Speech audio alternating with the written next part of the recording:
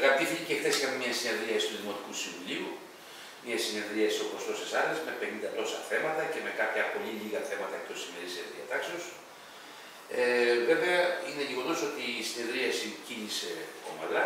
Περάσαμε αρκετά θέματα τα οποία είχαν σχέση με επιχορηγήσεις πολιτιστικών σωματείων λόγω των γιορτών τώρα και όλα αυτά. Ένα θέμα το οποίο ήταν για τα σκυλιά, το οποίο απασχολεί αυτή τη στιγμή την πόλη μας. Ένα θέμα το οποίο είχε σχέση με την κανονιστική, με την Τεγέα και με όλα αυτά. Και φυσικά για κάποιους λόγους που ίσως η ίδια η παράταξη του κ. Ζμινιώτη γνωρίζει, η παράταξη του κ. Ζμινιώτη δεν παρευρέθηκε, αλλά βέβαια οφείλω να πω, τυπικός ο κ. Ζμινιώτης με είχε ειδοποιήσει νωρίτερα ότι δεν θα έρθει. Έτσι λοιπόν κύλησε η συνεδρία του Δημοτικού Συμβουλίου και είμαι στη διάθεσή σας για οτιδήποτε εσείς κρίνετε σκόπιμο να με ρωτήσετε τόσο για τις διαδικασίες, τις χθεσινές, αλλά και για ό,τι άλλο ήθελε να σας απαντήσω. Να ξεκινήσουμε, επειδή είναι το θέμα των ημερών, με το πανηγύρι της Τεγέας.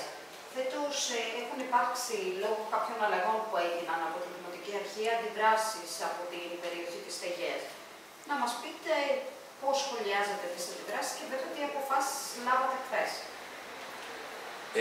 Πολύ σωστά ρωτάτε, αλλά βέβαια δεν είναι λόγω ευθύνης της Δημοτικής Αρχής. Να τα βάλουμε τα πράγματα σε μια τάξη.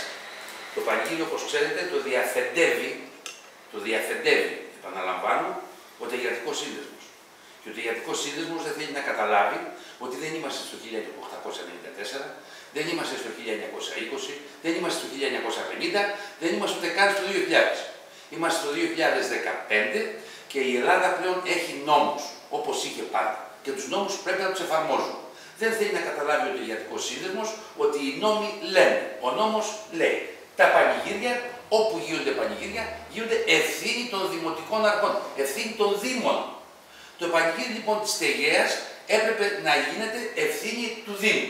Μα θα μου πείτε τώρα το ανακαλύψαμε ότι έπρεπε να γίνει η ευθύνη του Δήμου. Είναι αρκετά χρόνια που θα έπρεπε να γίνεται ευθύνη του Δήμου. Δυστυχώς όμως τα πράγματα έχουν τόσο πολύ υποβαθμιστεί ή θεωρούμε ότι κάθε μία φορά θα πρέπει να βρίσκουμε εκείνους τους τρόπους προκειμένου να καλύπτουμε ημιπαρανομίες ή να κάνουμε όσο το δυνατόν περισσότερο νόμιμο ένα πανηγύρι, με αποκορύφωμα φέτος να μην μπορούμε να συνεννοηθούμε. Και όχι δεν μπορούμε να συνεννοηθούμε, αλλά και τελευταία στιγμή, εγώ προσωπικά θεωρώ ότι κολυσιεργεί ο Τεγεατρικός προκειμένου να μην εφαρμοστεί η νομιμότητα.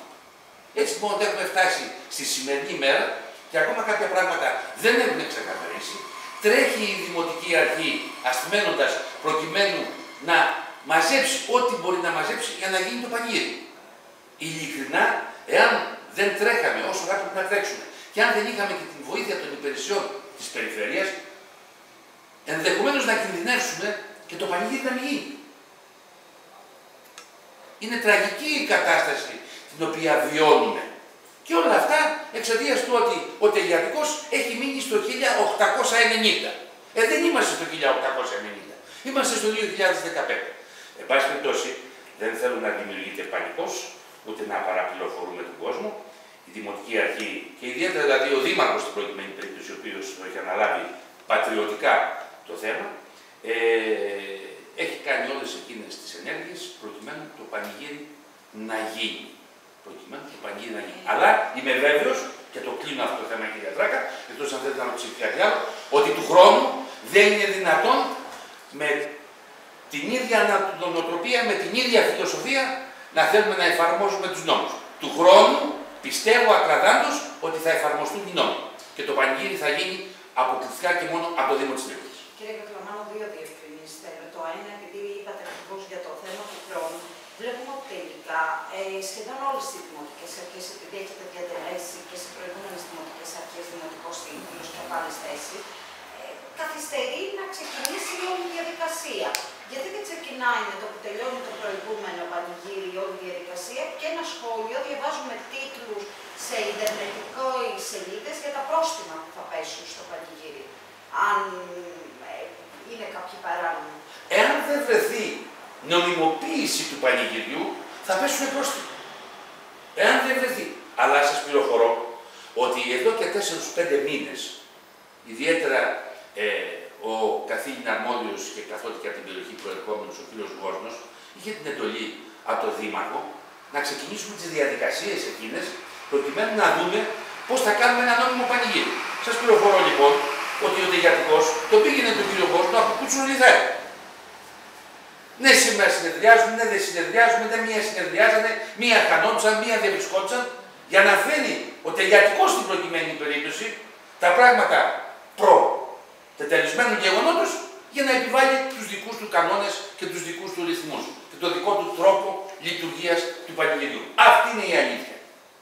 Αυτή είναι η αλήθεια. Και σας λέω και πάλι ότι και τώρα τρέχουμε τελευταία στιγμή, όπως έρχεται και ο Φουκαράς, θα πω, ο περασμένος δήμαρχος ο κ. Μηνιώτης, τελευταία στιγμή, επειδή κάποιοι αθετούσαν είτε τα συμφωνηθέντα είτε αρνούντο να δεχτούν τον νόμο, όπως ο κ. Μηνιώτης, έτσι και εμείς τρέχουμε τώρα για να γίνει το πανηγύρι.